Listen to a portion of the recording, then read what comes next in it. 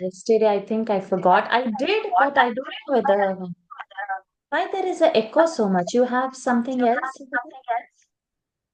No, I'm uh, getting an echo.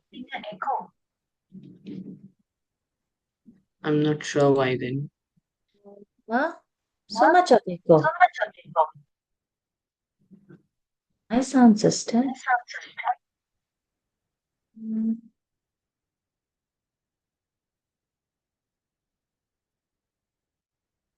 Um, I think it's settled now. Yeah. You have two Okay. systems on. You have logged in from two systems. No.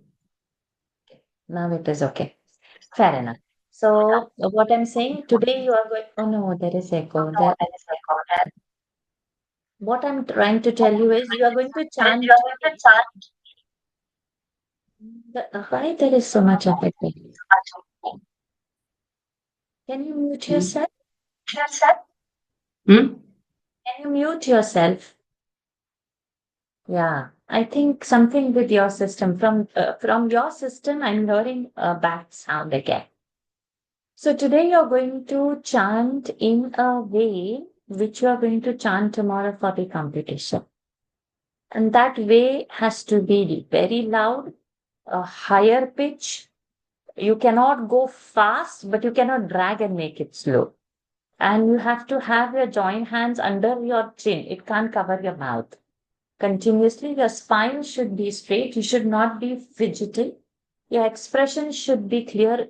Don't strain your eyebrows, forehead. And even if you don't remember, just stand still.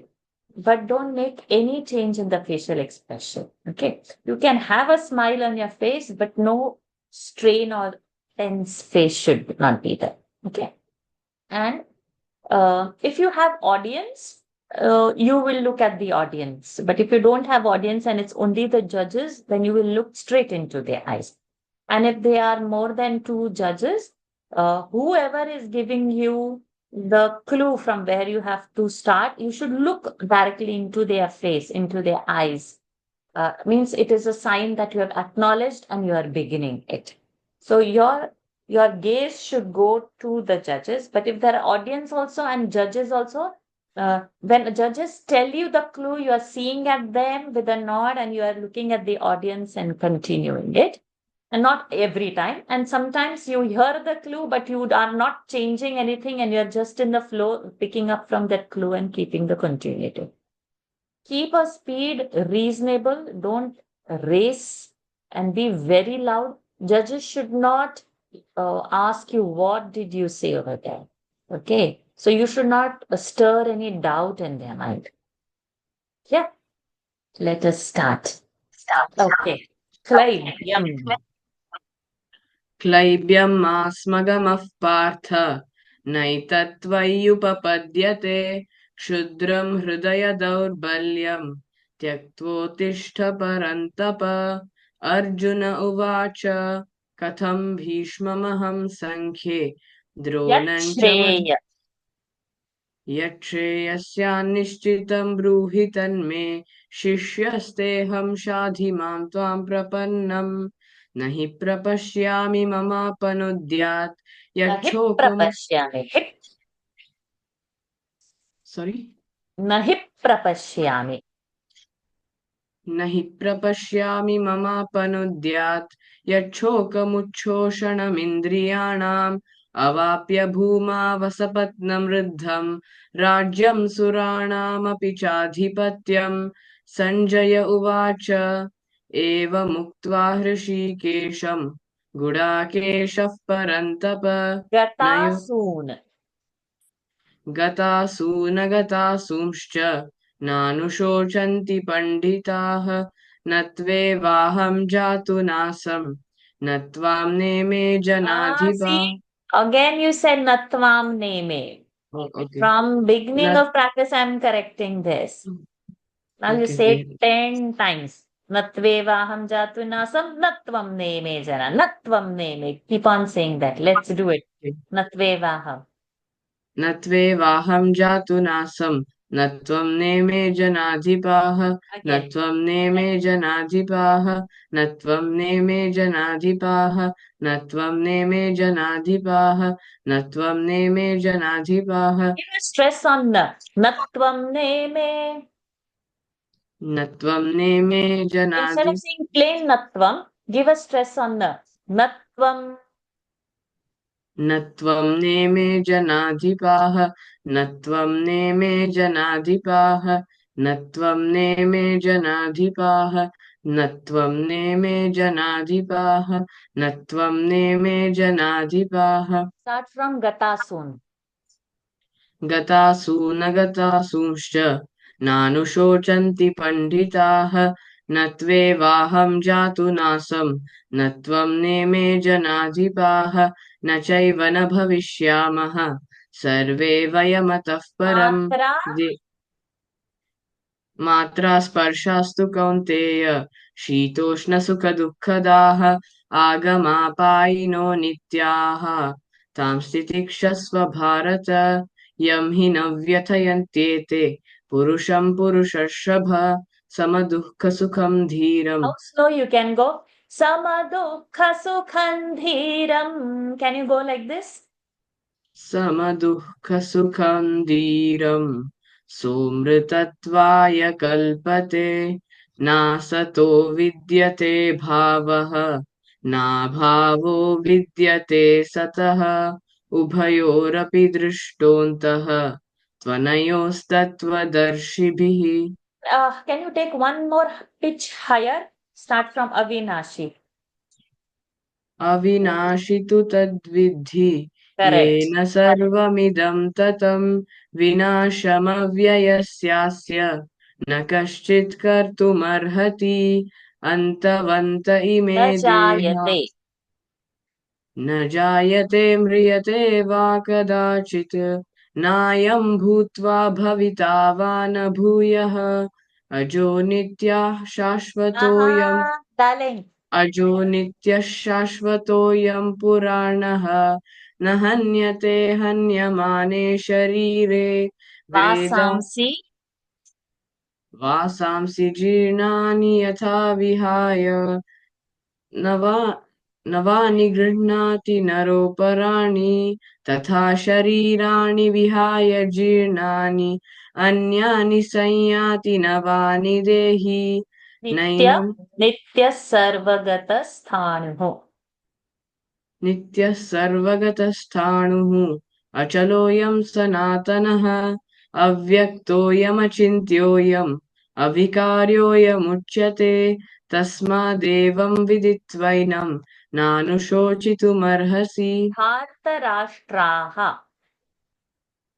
देव स्थिताः प्रमुखे धार्तराष्ट्राः कार्पण्यदोषोपहतः स्वभावः पृच्छामि त्वां धर्मसम्मूढचेताः यक्षे Somrutatvaya. सोमृतत्वाय कल्पते नासतो विद्यते भावः नाभावो विद्यते सतः उभयोरपि दृष्टोऽन्तः त्वनयोस्त Dehinosmin. देहिनोऽस्मिन् यथा देहे कौमारं यौवनं जरा समदुःखसुखं धीरम् Hey, हाँ? dehinosmin yatha dehe. Kaumaram yauvanam jara. Then not O, samadukha. तथा Ah, देहान्तरप्राप्तिः धीरस्तत्र न मुह्यति मात्रा स्पर्शास्तु choga. कौन्तेय यच्छोकमुच्छोषणमिन्द्रियाणाम् अवाप्य भूमा वसपत्नमृद्धम् राज्यं सुराणामपि चाधिपत्यम् सञ्जय उवाच Senayor ubhayor. सेनयोरुभयोर्मध्ये विषीदन्तमिदं वचः श्रीभगवानुवाच अशोच्यानन्वशोचस्त्वं प्रज्ञावादांश्च भाषसे गतासु न गतासूंश्च नानुशोचन्ति पण्डिताः Anarya. अनार्यजुष्टमस्वर्ग्यम् अकीर्तिकरमर्जुन क्लैब्यम् आस्मगमः पार्थ Go slow नैतत् down because this will be the habit of it. Anaryajushtama akirtikaram. One word should be loud, packed with power, and you should stir that emotion in the listeners. That chanting Mm. power has to come. Okay. अनार्यजुष्टमस्वर्ग्यम् अकीर्तिकरमर्जुन क्लैब्यम् आस्मगमः पार्थ नैतत्त्वय्युपपद्यते क्षुद्रम् हृदय दौर्बल्यम् त्यक्त्वोत्तिष्ठ परन्तप Munihaiva. हत्वार्थकामांस्तु गुरूनिहैव भुञ्जीय भोगान् रुधिरप्रदिग्धान् न चैतद्विद्मः कतरन्नो गरीयः Tam यद् stitikshasva. तां स्थितिक्षस्व भारत यं हि न व्यथयन्त्येते पुरुषं पुरुषर्षभ समदुःखसुखं धीरं सोमृतत्वाय कल्पते नासतो विद्यते नासतो विद्यते भावः नासतो विद्यते भावः नाभावो विद्यते सतः उभयोरपि दृष्टोऽन्तः तस्मात् तस्माद्युध्यस्व भारत य एनौ वेत्ति हन्तारम् यश्चैनं मन्यते हतम् उभौ तौ न विजानीतः नायं हन्ति न हन्यते excellent, well prepared. Memory wise is good. Now, what you need to practice for tomorrow is pitch is higher and slowing down a bit. So you can sit in front of the mirror and watch yourself. Okay. Like, how is your, are you able to touch the audience? Is every word of yours loud and clear so judges don't have doubt? So Hmm. your one half point also they should not cut on the Hmm. basis of doubt. So Okay. like now your Vehinosmin yatha dehe komaram yauvanam jara, you went to samadukha sukham. So like this cannot happen. So if possible, chant one more time, and when I will upload this video, you watch it. Hmm. And sit in Okay. front of mirror watching yourself. Expression is good, speed is okay, and keep your mobile recorder. So once you finish your chanting, you hear that. That is the voice good? Did you increase your speed in between? So same Yeah. speed you should maintain. And pitch you should not lower. A lower Hmm. pitch doesn't give an impact on the audience. High. So lower pitch will put people to sleep because they have to hear so many chanting, same verses. So if I say Tam tatha kripaya vishwam ashrapurna kulekshanam, monotonous. But if I increase the pitch and reduce the speed, Tam tatha kripaya vishtam ashrapurna kulekshanam. So when I do that, the whole Yeah. hall gets stunned. Our voice should echo in the hall. Okay. Okay. Wear traditional dress only. Don't wear modern shirt, pant, t-shirt, jeans. Don't do like that. Traditional. And wear a tika. Either it's a kumkumam straight like or whether it's a chandanam bhasmam, South Indian style. Some tika you have to put. Okay. Okay. Any doubts? No doubts. All the best, my dear child. If any doubts, you message me anything till the end of the day. Okay. Okay. All the Thank you. best. Hari Om, my dear child. Hari Om. Hari Hari Om. Om. Hari Om.